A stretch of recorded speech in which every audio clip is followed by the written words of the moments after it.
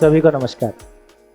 थोड़ा सा और आगे बढ़ते हैं। देखिए, हम इस प्रोसेस में मानव की परिभाषा तक पहुंचने की कोशिश करेंगे।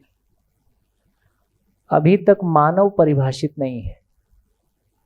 तो मानव की परिभाषा क्या है अभी तक हमारे पास? मानव क्या है?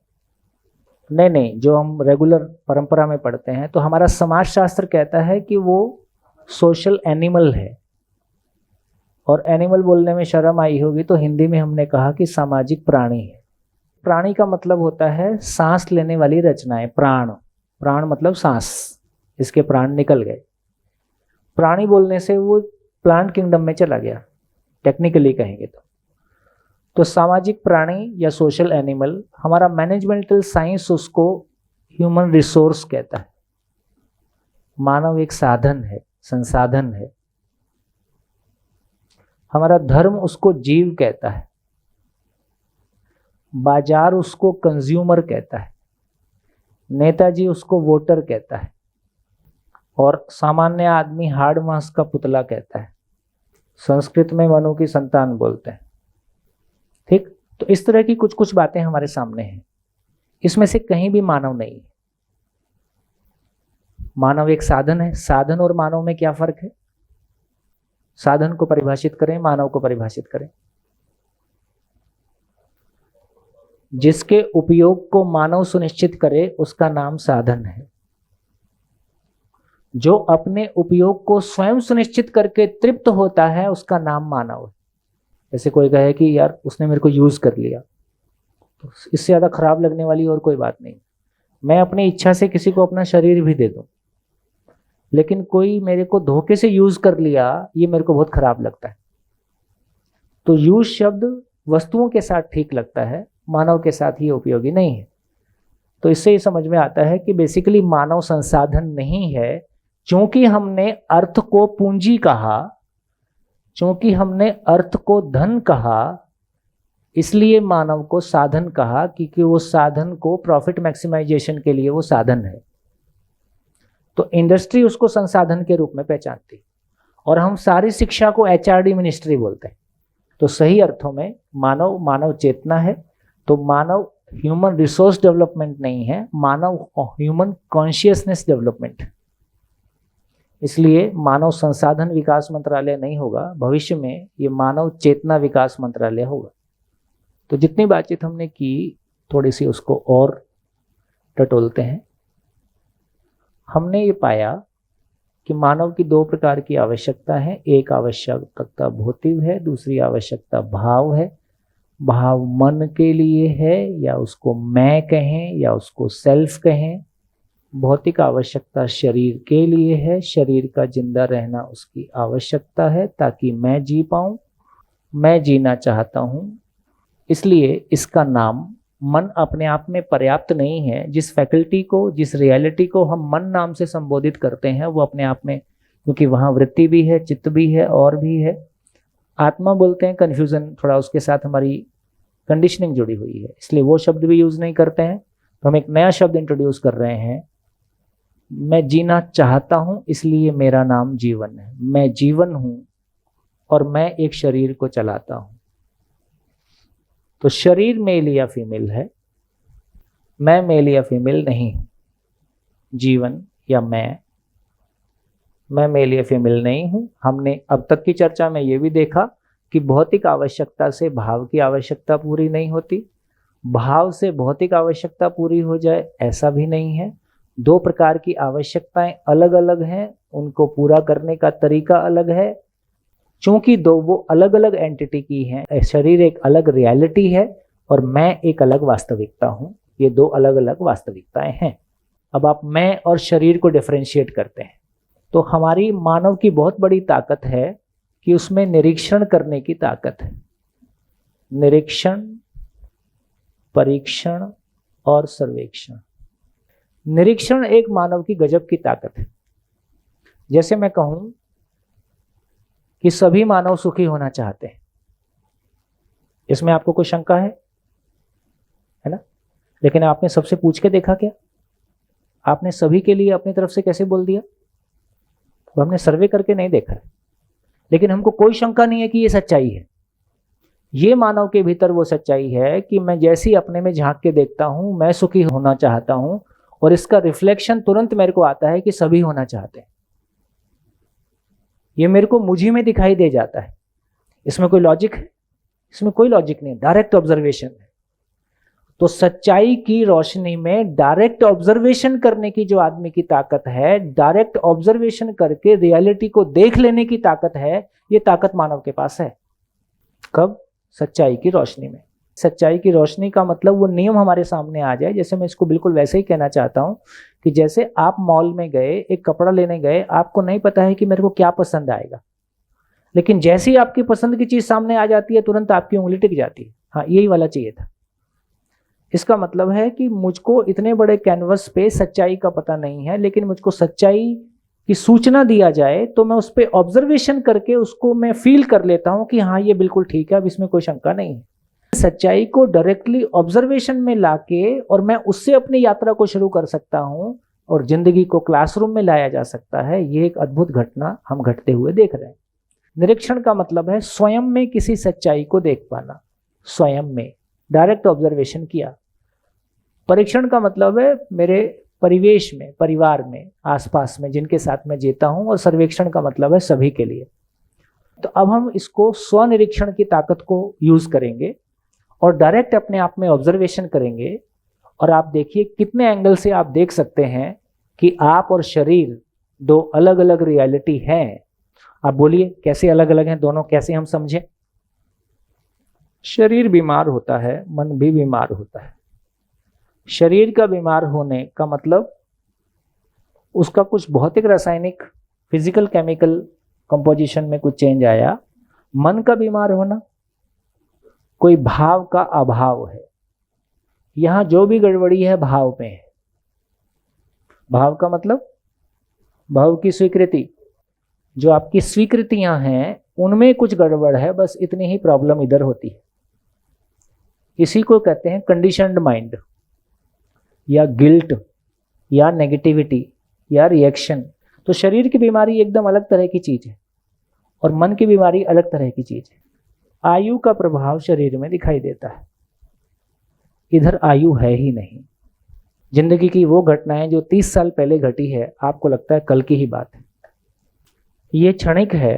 क्षणिक का मतलब ये परिवर्तनशील है। इधर सारी चीजें शाश्वत की या तो हमारी अपेक्षा है, या वो शाश्वत समझने के बाद हो जाता है। विश्वास की निरंतरता, सम्मान की निरंतरता, है ना, आज नहीं है लेकिन हम चाहते तो हैं।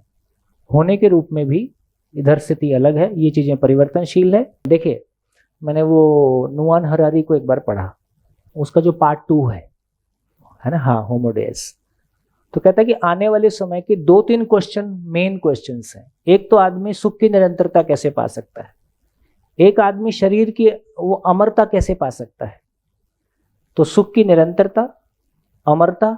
तो बेसिकली देखा जाए तो सच्चाई कितना है? सच्चाई इतना है कि सुख की निरंतरता उधर नहीं है कि आप गांजा और कोई केमिकल चेंज करके और सुख की निरंतरता को फील कर ले जाओगे, आप ऐसी कोई दवाई बना दोगे उससे सुख की निरंतरता हो जाएगी। इधर शरीर की निरंतरता हो जाएगी कि उसमें जेनेटिकली कोई चेंज किया जाए और शरीर में जो एजिंग वाला कंपोनेंट है उसको ही निकाल दिया जाए और आदमी हमेशा के लिए अमर हो जाए। तो इसका मतलब अमरता शरीर में नहीं है, क्योंकि परमाणु परिवर्तनशील है, इसलिए परमाणु से बनी हर रचना परिवर्तनशील है, इसलिए उसको परिवर्तनशील रहना उसकी प्रकृति है। उसको हम बदलने की कोशिश करेंगे तो कोई ना कोई उसमें अव्यवस्था पैदा करेंगे। सच्चाई ये है कि मैं आज और अभी अमर हूं, केवल उस अमरता को पहचानना है, इतना ही करना है। हम बेकार जूझ रहे। चाहना सारी किसकी है? निरंतर सुख की चाहना है। ये चाहना किसकी है? ये शरीर की चाहना नहीं है ना। तो धीरे धीरे हम इस डिफरेंस को पकड़ने की कोशिश करेंगे, है ना, और बाई एजुकेशन हम इस पे अच्छे रिसर्च कर सकें, इंटरनेशनल लेवल पे अपने कुछ चीजें ला सकें, तो हमें इंटरनेशनल लेवल पे उन तमाम बातों को कह सकते हैं जो हमारे खुद के लिए और पूरे संसार के लिए एक अच्छी दिशा देने में काम कर सकते हैं। शरीर और तमाम ये सारी दुनिया भौतिक रासायनिक है, इसलिए इसका भोजन भी भौतिक रासायनिक है। हमारा शरीर कोशिकाओं से बना हुआ है, हम कोशिकाएं ही खाते हैं। इधर कोशिकाओं के खाने से कुछ नहीं होगा। इसकी आवश्यकता ही ज्ञान है, ये अपने आप में कोई अमर वस्तु है ना, इसकी आवश्यकता ही ज्ञान है, उसको समझेंगे उसका स्वरूप कैसा है। कितने तरह से आप अपने में सेल्फ ऑब्जर्वेशन के थ्रू देख सकते हैं मैं और शरीर ये दो अलग रियलिटी है, इसको मैं अपने में ऑब्जर्वेशन से देख सकता हूं। इधर ज्ञान का तुरंत उधर टेस्ट होते रहता है। मैं नौकरी के अंदर देखा मैंने कि मेरी पोजीशन पहले मैं एसडीएम था, deputy commissioner, director, it has kept on changing. But ऐसा नहीं है कि हैप्पीनेस का कोई जो कंटेंट है वो बदला है, वो एक अलग चीज़ है। तो this is one thing which I have observed even though I am director of education, but still it is not कि भाई मैं पहले जब कुछ था और अब कुछ हूँ तो उससे मेरा माइंड पॉइंट ऑफ व्यू से मेरी हैप्पीनेस का वो कोई बदला है। So this is one thing. खाने की चीज़ों की बात करें, पहले जो बहुत चीज़ें अच्छी लगती थी अब वो चीज़ें इतना अच्छी नहीं लगती। जैसे बचपन की बात करें तो बहुत टॉफ़ीज़ और उससे ही चालू कर दीजिए कि वो चीज़ें बहुत अच्छी लगती थी। पिज़्ज़ा बहुत अच्छा लगता था, अब ऐसा नहीं है कि I like it a lot. So ये भी एक चेंज मैंने नोटिस किया कि परिवर्तनशील है, मतलब ये चीज़ें हैप्पीनेस नहीं देती हैं, मतलब कि जो निरंतर की बात करी जा रही है। फिजिकल उस पर बात करें तो जैसे जो रनिंग कैपेबिलिटीज थी या उसकी बात करें वो कम हुई है, मेरी physical strength in that sense I have observed, but understanding चीज़ों की बड़ी है। शानदार, ये ऑब्जर्वेशन बढ़िया। मैं जब बैठा बैठा सोच रहा था तो मैं भी सोच रहा था भी कैसे इसको देखें और कोई नया एंगल आता है क्या। तो मैं भी यही एंगल अपने में सोच रहा था कि हम जिंदगी भर फिजिकल लेवल पे कुछ भी कर डालें, वो जो मेरी क्वेस्ट फॉर हैप्पीनेस है वो तो नहीं भर रही है। एक समय हम बच्चे थे, फिर हम खेलते कूदते तमाम जो कुछ किया, फिर शादी किया, कॉलेज गए, बच्चे हो गए, आज बच्चे हो गए, अभी दिसंबर में हम दादाजी बनने वाले हैं, है ना। सारा कोर्स ही पूरा हो गया, ऐसा और क्या होगा। लेकिन इन तमाम घटनाओं से घटे हुए तमाम लोग हमारे बीच में मौजूद हैं। तो जिंदगी में जिसको हम जिंदगी कह रहे हैं, रोजमर्रा की जिंदगी कह रहे हैं, ये सब घटनाएं सफलतापूर्वक घटने के बावजूद भी हम खाली के खाली। ऐसे तमाम लोग मिलेंगे, जैसा उन्होंने चाहा था उससे ज़्यादा बेहतर उनके बच्चे सेटल हो गए, जैसा उन्होंने चाहा था उससे कहीं ज़्यादा उन्होंने पैसा कमा लिया, समाज में सम्मान कमा लिया। लेकिन आज जब जिंदगी की शाम हुई है तो उनको लगता है कोई खास बात नहीं है, मज़ा नहीं आया। इसका मतलब ये मज़ा चाहने वाला कौन है। और इतनी तमाम घटनाएं जिनके बारे में मैं सोच रहा था कि ऐसा हो जाएगा तो मज़ा आ जाएगा, उससे ज़्यादा हो गया है, कम नहीं हुआ है ना। उसके बावजूद भी ये मज़ा तो नहीं आया है। जब तक कोई चीज़ नहीं पाई तब तक नहीं पाई, पा लिया तो ऐसा अंधेरे कुएं में डाल दिया, बोलता है व्हाट नेक्स्ट, और व्हाट नेक्स्ट बोलते बोलते ज़िंदगी की शाम हो गई। इसका मतलब ये जो की चाहने वाली चीज़ है ये कुछ अलग टाइप की है, इसकी डिमांड कुछ अलग है। इससे भी सिद्ध होता है कि ये अलग चीज़ है। देखो, पेट है, भूख लगती है, एक बार तो खा पी के एकदम तृप्ति हो जाती है, बढ़िया अपने मन का खाना मिल जाए तो एक बार तो खा पी के तृप्ति हो ही जाती है कि हाँ भाई भूख मिल गई। और हमको ये भी समझ में आता है कि दोबारा भूख लगना शरीर को बनाए रखने के लिए ज़रूरत है। प्यास लगती है जम के, एक बार पानी बढ़िया मिल जाता है तो एक बार को प्यास बुझ जाती है। ये सुख की प्यास क्यों नहीं बुझ रही है? सिंपल सी बात है ना। इसका मतलब ये उन चीज़ों से नहीं बुझ रही है जिससे मैं बुझाने की कोशिश कर रहा हूँ।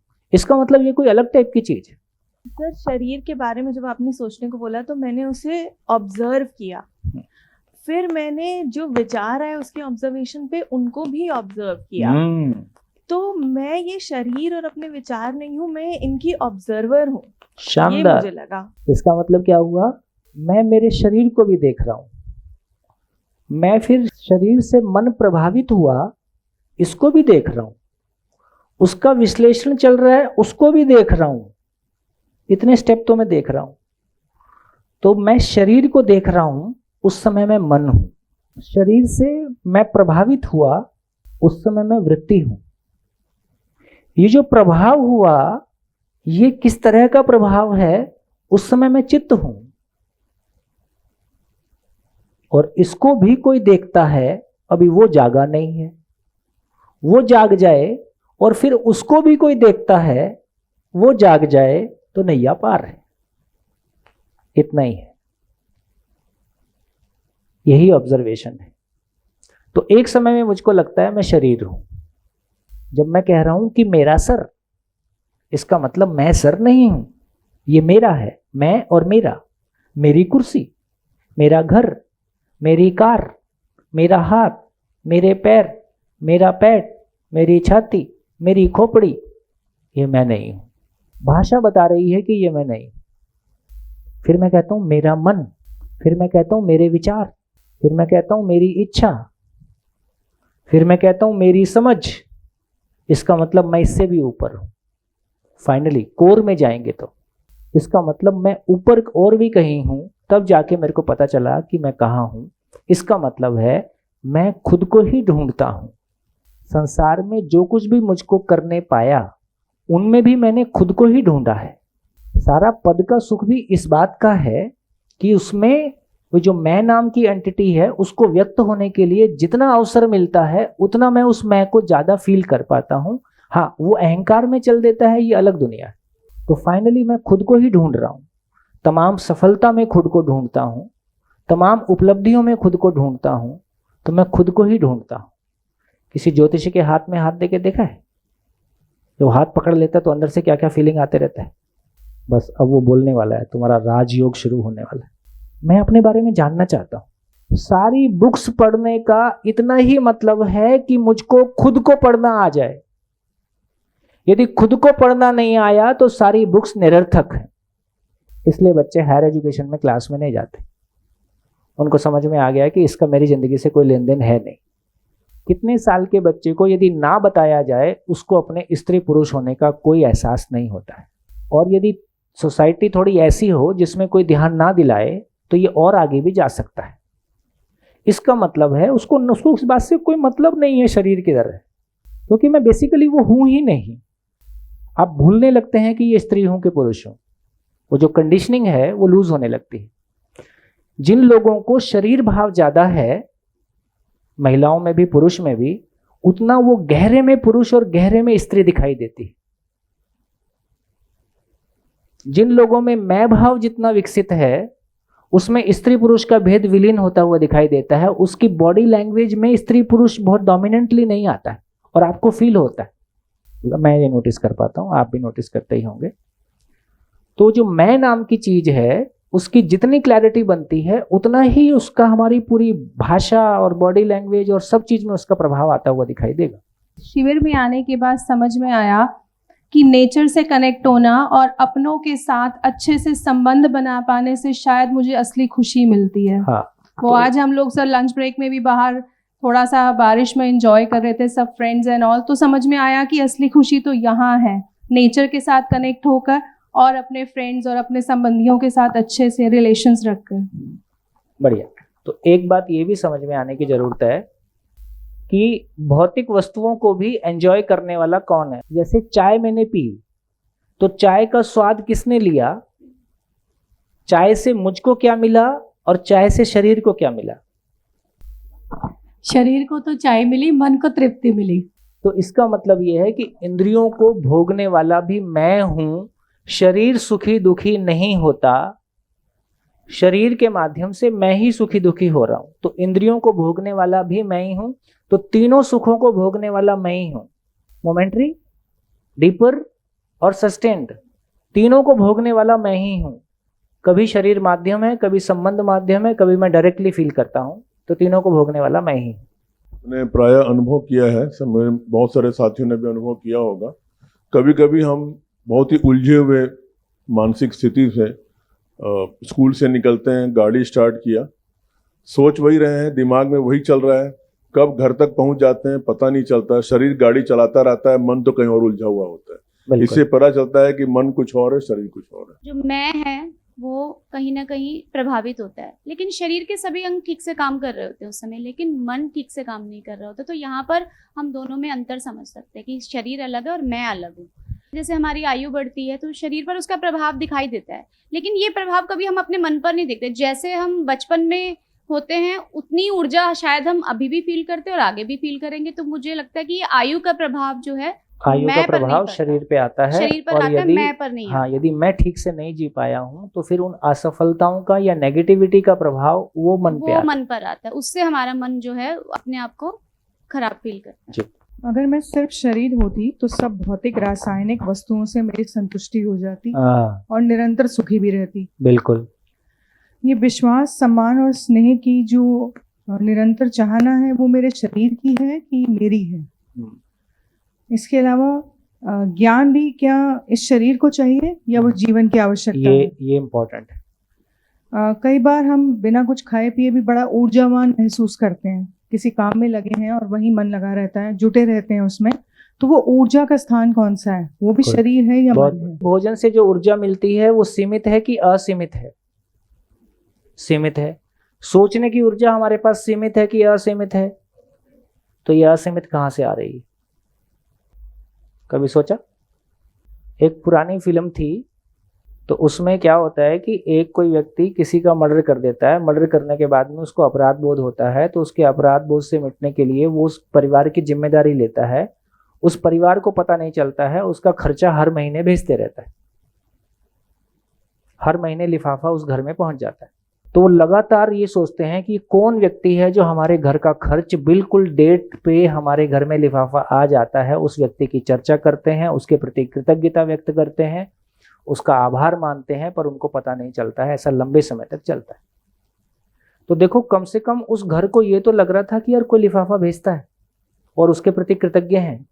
इधर तो लिफाफा हर क्षण आ रहा है और उसको टेकन फॉर ग्रांटेड मान लिया है कि तो आएगा, आता ही रहेगा। कभी हमारा ख्याल इस तरफ नहीं जाता है यार, खाने पीने से जो भी कुछ हम ऊर्जा पाते हैं वो सीमित है। ये सोचने विचारने की ऊर्जा अनलिमिटेड है। आखिर ये अनलिमिटेड ऊर्जा कहाँ से जाती है? साइंटिफिकली ये प्रूवन फैक्ट है कि किसी भी मशीन का इनपुट आउटपुट जो होगा वो इनपुट से कम होगा, क्योंकि मशीन लॉस होता है ना। ये हम सब साइंस में पढ़ते हैं। मानव एकमात्र ऐसी मशीन है जिसका इनपुट कम है, आउटपुट ज्यादा है।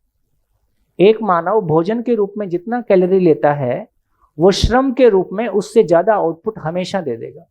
ये प्रूवन प्रयोग है, करके देख लीजिए। ये एक्स्ट्रा कहाँ से आ रहा है, जबकि ये पूरे नियम के विपरीत चला गया। हाँ जी सर, बेसिकली आई फील कि जो ऑब्जर्वेशन की जो कैपेबिलिटी है बच्चे के पास वो फ्रॉम बाय बर्थ होती है।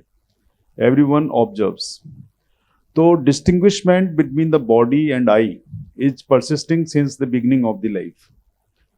अब जो सेकंड बात है कि जो हम अगर स्कूल्स के कंटेक्स्ट में बात करें इस दर्शन को, कि क्लास के अंदर अगर मैं बच्चों के बीच में ये ला पाऊं कि वो ऑब्जर्व कर पाएं अपनी ग्रोथ को, एकेडमिक ग्रोथ को, फिजिकल ग्रोथ को, इमोशनल ग्रोथ को, बहुत बढ़िया, और वो उस तरीके से रिफ्लेक्शन सीख पाएं, तो थिंकिंग के बियॉन्ड चले जाएंगे। बहुत बढ़िया। और वो क्वेश्चन फ्रेम्स भी कर पाएंगे। जिज्ञासा का जो एलिमेंट अनएड्रेस्ड है वो पूरा हो जाएगा।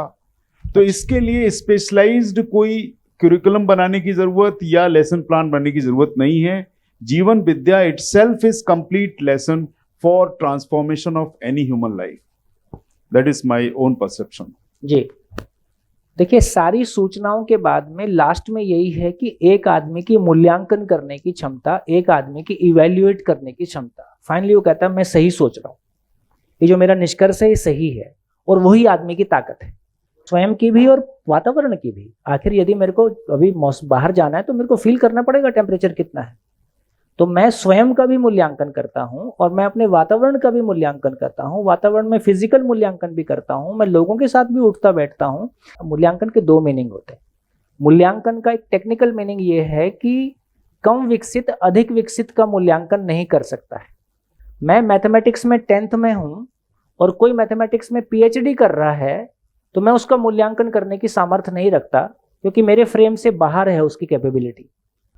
तो कम विकसित अधिक विकसित का मूल्यांकन नहीं कर सकता, लेकिन कम विकसित अधिक विकसित को पहचान सकता है कि मुझसे अधिक विकसित है, और यहां उपयोगिता पूरकता को पहचान सकता है। क्योंकि यदि पहचानेगा नहीं तो कनेक्ट भी कैसे होगा। यदि मैं पहचान पाऊंगा कि इस मामले में आपकी योग्यता मुझसे बेहतर है, तो मैं कम से कम ये तय कर पाऊंगा कि मुझको सीखना है तो किससे सीखना है। यदि मैं मूल्यांकन ही नहीं कर पाऊंगा तो फिर गाड़ी ही नहीं चलेगी। तो इसका मतलब है कि मर्यादा हमने ये समझा कि कम विकसित अधिक विकसित का मूल्यांकन नहीं कर सकता है, लेकिन कम विकसित इतना मूल्यांकन कर ही सकता है कि ये मुझसे अधिक विकसित है इस मामले में, और यदि मेरे को अपने आप को अपग्रेड करना है, विकसित करना है, तो मैं इसका सानिध्य पा सकता हूं, इसकी परस्परता में रह के सीख सकता हूं, और ये काम हम करते ही हैं। तो इसका मतलब हो गया कि मूल्यांकन क्षमता मानव में है ही, वो रुकने वाली नहीं है। अब यदि शुरू से ही हम बच्चे को मूल्यांकन का अवसर दे रहे हैं, बच्चे का मूल्यांकन हम करें कि बच्चे का मूल्यांकन वो करे। संबंध की खूबसूरती, संबंध का मतलब भी ये है ए और बी। ए अपना एक मूल्यांकन करता है जिसको ए और ए कहा जाए, ए बी का एक मूल्यांकन करता है जिसको ए और बी कहा जाए, बी अपना एक मूल्यांकन करता है जिसको बी और बी कहा जाए, बी ए का एक मूल्यांकन करता है जिसको बी ए कहा जाए। ये 4 मूल्यांकन होते ही हैं। और मित्रता का मतलब क्या है? परस्पर विश्वास का मतलब क्या है? परस्पर विश्वास का मतलब है A plus A B is equal to B A plus B B. ये परस्पर विश्वास का आधार है। मैं जो आपका मूल्यांकन करता हूं वो आपको स्वीकार है। मैं आपको मानता हूं कि आप इस मामले में कमजोर हो, आप स्वीकार करते हो कि मैं इस मामले में कमजोर हूं, तो दोनों का मैच कर गया। मैं मानता हूं कि आप इस मामले में कमजोर हो, आप बोलोगे मैं इस मामले में मास्टर हूं। घर में माँ बाप क्या बोल रहे हैं? हमसे आचरण सीखो। बच्चा कहता है तुम चुप रहो, तुम बस पैसा दे दो, बाकी मैं देख लूंगा। ठीक है, तो बच्चा हमारी श्रेष्ठता को स्वीकार नहीं करता है, इसका मतलब वो हमारे मूल्यांकन से सहमत नहीं है। हम बच्चे के मूल्यांकन से सहमत नहीं है। बच्चा जो अपने बारे में मानता है उसको लगता है यार मैं कर लूंगा, आपको लगता है नहीं कर पाएगा। ए जो अपने बारे में मूल्यांकन करता है, बी जो ए के बारे में मूल्यांकन करता है, ये मैच नहीं कर रहा है। मैच नहीं कर रहा है तो विरोध हो रहा है। ए जो बी के बारे में मूल्यांकन करता है, बी जो अपने बारे में मूल्यांकन करता है, ये मैच नहीं कर रहा है। इतना प्रिसाइज है मामला। हम समझे नहीं समझे, हो तो यही रहा है। हम भाषा दें ना दें, हो यही रहा है, होता यही रहेगा। ये प्राकृतिक है, नेचुरल है, इसमें किसी को ट्रेनिंग देना नहीं पड़ रहा है। एक छोटा बच्चा भी मूल्यांकन करता है कि नहीं अपने आसपास के लोगों, किसी गोदी में जाना है, किसी गोदी में नहीं जाना है, किसको देख के मुंह सड़ा लेना है, किसको देख के मुस्कुरा देना है। तो इसका मतलब है कि कॉन्फ्लिक्ट का कारण ये प्रक्रिया नहीं है। कॉन्फ्लिक्ट का कारण ये है कि इस प्रक्रिया का आधार हमारे पास नहीं है। जब हम जिंदा रहने के धरातल पर स्वमूल्यांकन और पर मूल्यांकन करते हैं, वो मैच नहीं करेंगे। तो जब तक हमारे पास टोटलिटी नहीं होगा, समग्रता नहीं होगा, हमारे पास कोई एक पैरामीटर नहीं है। आप हाइट के आधार पे आदमी को श्रेष्ठ मानते हो, कोई कलर के आधार पे मानता है, कोई पद के आधार पे मानता है। हमारे पैरामीटर ही अलग है। इसलिए अच्छी पत्नी का भी कोई परिभाषा नहीं है, अच्छे पति का भी कोई परिभाषा नहीं है, अच्छे मानव का भी कोई परिभाषा नहीं है। इसलिए हम जूझ रहे हैं। तो यदि हमने समझ में आया कि मानव लक्ष्य एक है, अब मानव लक्ष्य के अर्थ में ए भी अपना मूल्यांकन करेगा, मानव लक्ष्य के अर्थ में ए बी का भी मूल्यांकन करेगा, मानव लक्ष्य के अर्थ में बी भी अपना मूल्यांकन करेगा, बी भी ए का मूल्यांकन करेगा। जब कोई एब्सोल्यूट रेफरेंस हमारे पास है तब हमारे मूल्यांकन मैच कर सकते हैं। ये मान लो हिंदी के बारे में मूल्यांकन करता है, मेरे को हिंदी बोलना आता है कि नहीं आता है। अब हिंदी आपको कैसा बोलना आता है, हिंदी मुझको कैसा बोलना आता है, उसके बारे में कोई बातचीत एक हो सकती है। तो मेरे फ्रेम में, आपके फ्रेम में अच्छा भाषा का मतलब कुछ और रखा है, मेरे फ्रेम में भाषा का मतलब कुछ और रखा है, मैच ही नहीं कर रहा है। तो एक मूल्यांकन होगा जो बच्चा स्वयं अपना करेगा, एक मूल्यांकन होगा जो टीचर बच्चे का करेगा, एक मूल्यांकन होगा जो बच्चा टीचर का करेगा, और एक मूल्यांकन होगा जो बच्चे के दोस्त उसका करेंगे। हमारे एक मित्र कॉर्पोरेट में है, तो बता रहे थे कि कॉर्पोरेट में जब किसी को प्रमोशन देते हैं तो उसका 360 डिग्री अप्रेजल होता है। तो चारों तरफ से उसके बारे में सोच, क्योंकि उसको वो पोजीशन देने हम जा रहे हैं जिस पोजीशन पे वो बहुत बड़ा नुकसान कर सकता है। तो ऐसी कोई पोजीशन देने के पहले उसका 360 डिग्री जो भी इंफॉर्मेशन उसके बारे में वो हमारे पास हो, अब से लेके पूरे पास्ट की। तो 360 डिग्री जब मूल्यांकन होता है, उसके दोस्त उसके बारे में क्या सोचते हैं, उसके पिछले के लोग उसके बारे जॉब क्यों छोड़ा था, है ना, तमाम जब सारी इंफॉर्मेशन को मैच करते हैं तो वो किसी निष्कर्ष पे पहुंचने में उनको आसानी होती है कि ये इस काम को करेगा कि नहीं करेगा। और एटीट्यूड सब जगह में देखा जा रहा है। टीचर बच्चे का मूल्यांकन करता है, बच्चे के दोस्त उसका मूल्यांकन करते हैं, ये सारे मूल्यांकन मैच होने लगते हैं। तो इसका मतलब है कि हम ठीक दिशा में जा रहे हैं। और मूल्यांकन करने का कोई आधार भी होगा। अभी तो मैं मजाक में कुछ भी लिख दूंगा आपके बारे, आप मेरे बारे में मजाक में कुछ भी लिख दोगे, तो ऐसा नहीं चलेगा। मैं उसकी गंभीरता को भी समझता हूं और उसके लिए मैं योग्य भी हूं, और उसकी योग्यता के अर्जन के लिए हमने आपस में काम किया है, तो वो स्थिति आएगी। ऐसा अचानक तो नहीं आ रही है, क्योंकि मशीन के बारे में बोलने के लिए भी मेरे को पूरी मशीन को समझना पड़ता है कि मशीन की हालत कैसी है, आदमी के बारे कैसे बोलूंगा।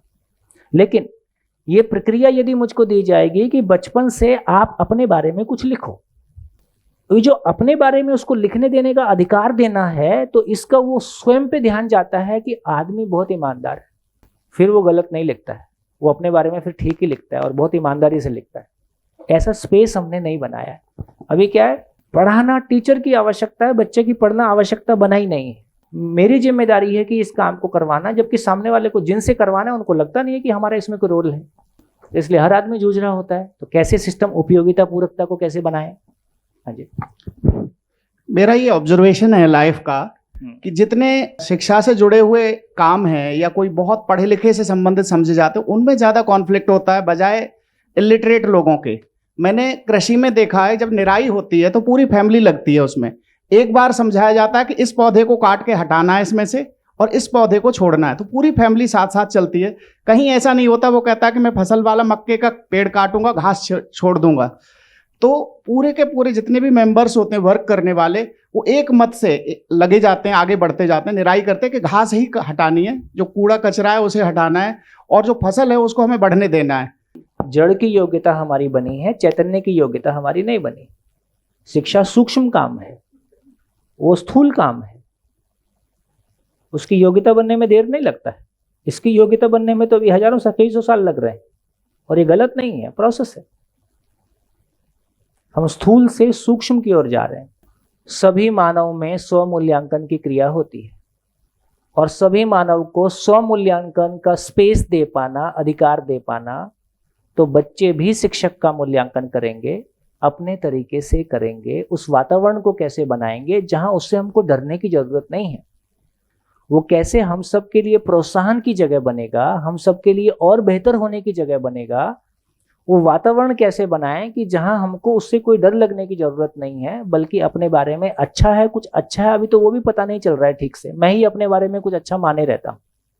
और वो मूल्यांकन करने में गलती भी हो सकती है, क्योंकि अभी दोनों ही अपने आप में पूर्ण नहीं है, तो उसको कोई एब्सोल्यूट रेफरेंस ना माना जाए, लेकिन एक एक्सप्रेशन माना जाए कि हाँ, एक्सप्रेशन का करने का तरीका है और उसमें हम मिलजुल के आगे बढ़ सकते हैं, उस पर विचार करके आगे बढ़ सकते हैं।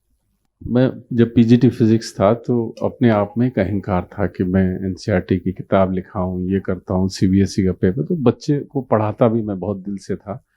ये गलतफहमी थी कि, तो मैंने अपने बच्चों से 12वीं के बाद पहली बार ये प्रयोग किया कि आप मेरे बारे में लिखिए, हाँ, और राइटिंग बदल के लिखिए। और मन के अंदर अहंकार क्या था, क्या गजब लिखेंगे, लेकिन ये कह दिया कि नहीं, मेरे बारे में अच्छा मत लिखिए। ये हिपोक्रेसी की सीमा थी। बच्चों ने कितना लिखा मेरे विरुद्ध, पहली बार मैंने जाना तो उस वक्त ऐसा लगा कि एवरेज से नीचे धकेल दिया। उन्होंने कहा जब आप क्लास में घुसते ही इतना डर लगता है, फिजिक्स क्या खाक समझ में आएगी। मेरा उस दिन पूरा दर्पण जो है अपने बारे में चटक गया। पहली बार मुझे लगा, तो मैंने पूरा 180 डिग्री फिर बदला। हर बच्चे के साथ कनेक्ट, उनके बिल्कुल जहां पर वो खड़े वहां तक गया, और ये मैं हमेशा करता रहा बहुत। और हमेशा मुझे कुछ ना कुछ सुधार की चीजें मिलती रही। हाँ, यदि मुझको ये स्वीकार हो गया है कि मेरा विकसित होना ही मेरे सुख का आधार है, अब मैं विकसित होना चाहता हूँ, तो फिर मैं दूसरों के फीडबैक को स्वीकार भी करूंगा, इनवाइट भी करूंगा, वो प्रोसेस भी क्रिएट करूंगा, है ना। उस प्रोसेस में हम सभी लोग आगे बढ़ेंगे। तो ये प्रोसेस अच्छा है, इसकी जरूरत है। ये कब होगा? जब ये तय होगा कि समाधान बराबर सुख होता है, तब निकल के आएगा ये सब। जब तक हमारी वो मानसिक तैयारी नहीं है, पूरे विद्यालय का वो वातावरण नहीं है, वो पॉजिटिविटी नहीं है, ये नहीं हो सकता। गलत नहीं है, वो लोग भी जो विरोध कर रहे हैं गलत नहीं कर रहे हैं। जब शिविर शुरू हुआ था तो मैंने यहाँ से शुरू किया था कि दर्शन क्या है, तो वहाँ कुछ चर्चा निकल के आई थी कि देखने वाला कौन है। तो पता चला था कि आँख नहीं देखती है, कान नहीं सुनता है, जीभ में कोई स्वाद नहीं आता है, ठीक है, और त्वचा से भी कुछ पता नहीं चलता है। तो इसका एक मतलब सीधा सीधा ये हुआ कि पांचों इंद्रियों में एक प्रकार का केमिकल चेंज होता है। उस केमिकल चेंज को नोटिस करने वाला मैं हूं, और यदि मैं वहां उपलब्ध नहीं हूं तो चेंज होता रहे, कोई फर्क नहीं पड़ता है। तो आज ही मैं जब किचन में जा रहा था तो किसी ने एक सेंटेंस बोला, जब आपका ध्यान बना रहता है तो लगातार आपका शब्दों पे ध्यान बना रहता है। वो जो किचन के बाद में छोटी सी थोड़ा सा फर्श ऊपर उठ गया है, तो उसने मुझसे कहा कि आराम से चलो। ये आराम से चलना क्या होता है? इसका मतलब जब आप आराम में होते हो तो आप ध्यान दे पाते हो। जब आप एंजाइटी में होते हो, एक्साइटमेंट में होते हो, तो आपसे गलती होने की संभावना है। इसलिए आपका विश्राम में होना, आपका आराम में होना का मतलब है आपका स्वभाव गति में होना, का मतलब है आपका ध्यान में होना, का मतलब है आपका सही होना। तो सारा ज्ञान का एक बड़ा मतलब ये है कि मैं ये पहचान पाऊं कि शरीर और मैं दो अलग अलग रियलिटी है। अब देखो, हमारा जितना भी संसार से इंटरेक्शन है वो 5 इंद्रियों के द्वारा है। यदि मानव शरीर को देखें तो 5 इंद्रियां इनपुट सिस्टम और 5 कर्मेंद्रियां आउटपुट सिस्टम। कर्मेंद्रियां और ज्ञानेंद्रियां। तो 5 कर्मेंद्रियों का मतलब है आदमी 5 चीजों से कर्म करता है। इनपुट आंख, नाक, कान, त्वचा, ये सब मेरा इनपुट्स, यहाँ से मैं इंफॉर्मेशन लेता हूँ, इसलिए ज्ञानेंद्रियां बोलते हैं। ज्ञान सूचना लेता हूँ, ज्ञान के अर्थ में लेता हूँ, इसलिए ज्ञानेंद्रियां बोलते हैं। इनसे मैं कर्म करता हूँ, इसलिए हाथ, पैर, बोलना, प्रजनन तंत्र और विसर्जन तंत्र। विसर्जन मतलब एक्सक्रीशन। 5 प्रकार से मैं कर्म करता हूं। छठा कर्म करने का तरीका मेरे पास नहीं है। फाइनली ये 5 से मैं व्यक्त होता हूं। तो इनपुट सिस्टम, इनपुट ठीक काम कर रहा है, आउटपुट ठीक काम कर रहा है, मतलब आदमी ठीक है। अब देखिए, सामने वाले के साथ आपको विश्वास है, ये आपको कौन सी इंद्री से पता चलता है? विश्वास सुन के पता चलता है, छू के पता चलता है, आंखों से तो रेटिना पे पिक्चर बनता है, विश्वास की फोटो थोड़ी आती है। इसका मतलब है विश्वास किसी भी ज्ञानेंद्रिय से पकड़ में नहीं आता। तो विश्वास कैसे पता चल रहा है? फाइनली मैं डायरेक्टली उसको पहचानता हूं। फिजिकल चीजों को मैं ज्ञानेंद्रियों से पहचानता हूं, शब्द, स्पर्श, रूप, रस, गंध। लेकिन संबंध, इसको कैसे फील करता हूं? और उसमें भी जिसकी जैसी चेतना है वैसा देखता है, फील होता है, आपको डायरेक्ट फील होता है। किसी व्यक्ति के साथ तो आप कनेक्ट होते हो, बहुत जल्दी नजदीक आ जाते हो। किसी व्यक्ति के साथ जिंदगी भर भी साथ रह के, एक ही घर में रह के आप डिस्टेंस मेंटेन करते हो। तो इसका मतलब है डीपर हैप्पीनेस और सस्टेन्ड हैप्पीनेस जीवन डायरेक्टली देखता है और अपनी चेतना अनुसार देखता है। इसलिए आप देखेंगे मीठा सबको मीठा ही लगता है, नमकीन सबको नमकीन ही लगता है। लेकिन एक ही व्यक्ति के साथ एक व्यक्ति का संबंध ठीक रहता है, उसी व्यक्ति के साथ दूसरे का ठीक नहीं रहता है। आप सोचो, यदि नमक की क्वांटिटी सबको अलग अलग टाइप की फील होने लगे तो लगभग सबको नमक की एक क्वांटिटी एक ही जैसी फील होती है। तो जड़ संसार के बारे जो हमारे इस पास में केमिकल रिएक्शन होता है उसका एक तरह का काम है, लेकिन संबंध का मामला एक ही व्यक्ति के साथ में एक तरह से महसूस होता है, उसी व्यक्ति के साथ में 2 घंटे बाद अलग तरह से महसूस होता है कि ये मैं स्त्री है कि पुरुष है। तो जो मैं हूं, मैं ना स्त्री हूं ना पुरुष हूं, इसको हम व्यवहारिक रूप में कैसे समझें?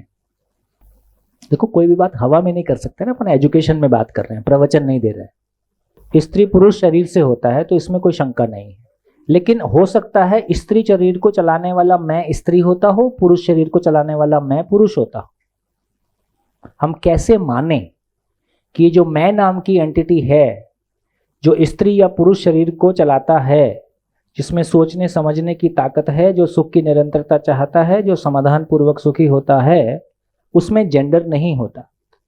अगर किसी भी चीज का स्वाद है, चाहे वो स्त्री हो या पुरुष हो, खट्टा अगर है तो खट्टा ही लगेगा, चाहे वो स्त्री का शरीर चखे चाहे वो पुरुष का शरीर चखे, लेकिन जो अनुभूति होगी वो खट्टे की ही होगी।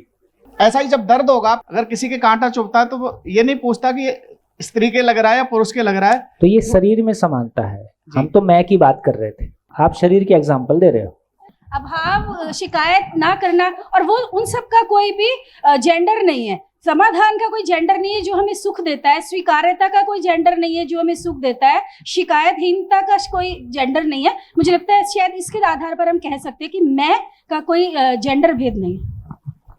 थोड़ा सा नजदीक आए हैं। और सर, स्त्री पुरुष दोनों को सम्मान चाहिए, दोनों को ही सुरक्षा चाहिए, उसमें कोई जेंडर बायस नहीं है कि सम्मान स्त्री को कम चाहिए या पुरुष को ज़्यादा चाहिए। तो देखिए, एक हमारे बात ध्यान में आ गई, जब हम मैं की आवश्यकता की बात करते हैं, मैं की आवश्यकता, मैं की चाहना, मैं की क्रिया, उन सबको देखने जाते हैं, तो यदि मैं के बारे चर्चा करें तो सभी मैं में सोचने समझने की ताकत अनलिमिटेड है, इसमें कोई मेल फीमेल नहीं है।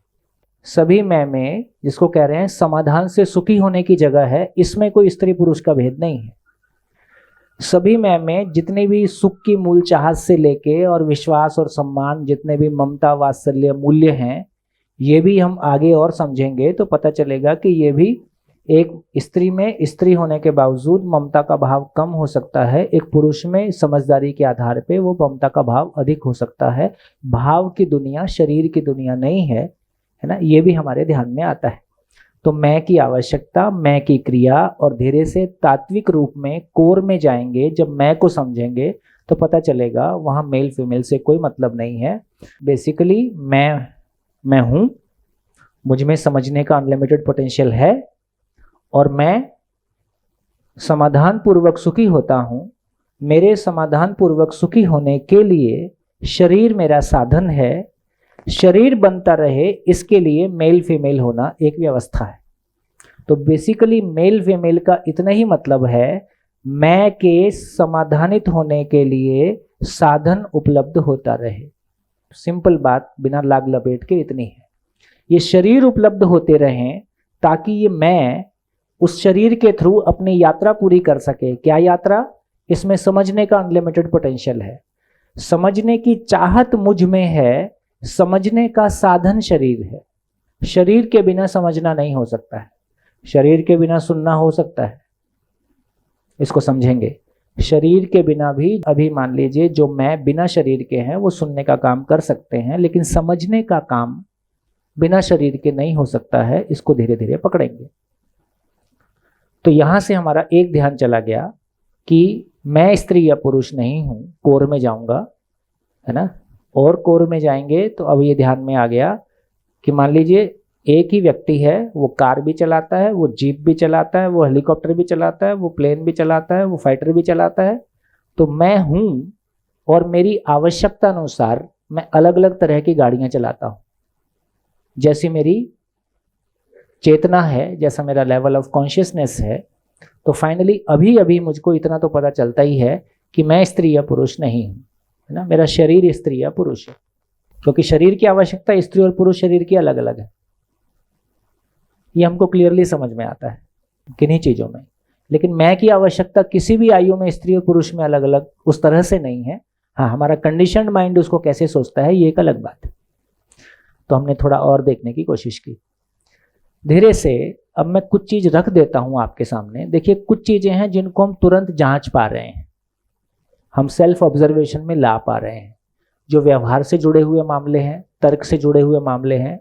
लेकिन रियलिटी का वो लेवल जो अभी हमारी अनुभूति में हो सकता है, जो समझने की यात्रा है ना, समझने की यात्रा कैसी है, जिसको हम कह रहे हैं कि वो स्थूल से सूक्ष्म, सूक्ष्म से कारण, और फाइनली ये कह रहे हैं कारण से महाकारण, मतलब और सूक्ष्म और सूक्ष्म। तो अभी यदि देखें तो एटॉमिक लेवल सूक्ष्म है, कि कोई भी जड़ संसार भी एटम से बनी हुई रियलिटी है, एटॉमिक लेवल सूक्ष्म है, वो स्थूल नहीं है। तो एटम के लेवल पे कुछ भी जाके समझते हैं तो वो सूक्ष्म लेवल है। इधर जब मैं की बात कर रहे हैं तो मैं भी सूक्ष्म है, तो एटम भी सूक्ष्म है और मैं भी सूक्ष्म है। इसके कोर में जाएंगे तो और सूक्ष्म है, और उसके और गहरे में जाएंगे तो और सूक्ष्म है। अभी हम जब स्वयं को शरीर मानते हुए जिंदा रहने के धरातल पर जीते हैं तो हम क्या समझते हैं? हम मशीन को पहचानते हैं, शरीर को पहचानते हैं, स्किल को पहचानते हैं, खाने पीने को पहचानते हैं, जिंदा रहने को पहचानते हैं, गाड़ी को पहचानते हैं, आने जाने को पहचानते हैं। ये सारी स्थूल चीज़ें। तो अधिकांश हम लोगों की यात्रा, यदि हम सामान से सम्मान की तलाश में, सुविधा से सुख की तलाश में, जितनी भी पॉपुलेशन वर्ल्ड में है, ये सारी केवल स्थूल की यात्रा है। कितने प्रतिशत लोग होंगे जो सामान से सम्मान की तलाश में, सुविधा से सुख की तलाश में? तो इस प्लेनेट पे इवोल्यूशन की जर्नी अभी शुरू मात्र हुआ है। कोई प्लेनेट ऐसा हो ही सकता है, हमारे पास मना करने का कोई लॉजिक नहीं है। यदि एक धरती पे मानव है तो अनेक धरती पे हो सकता है कि नहीं हो सकता है? तो कोई प्लेनेट ऐसा भी हो सकता है जहां परंपरा जागृत हो, कोई प्लेनेट ऐसा भी हो सकता है जहां मानव अभी आया नहीं है। तो इससे कम विकसित धरती भी हो ही सकती है, इससे अधिक विकसित धरती भी हो ही सकती है। ये हमारी कल्पना में लॉजिक से आता ही है।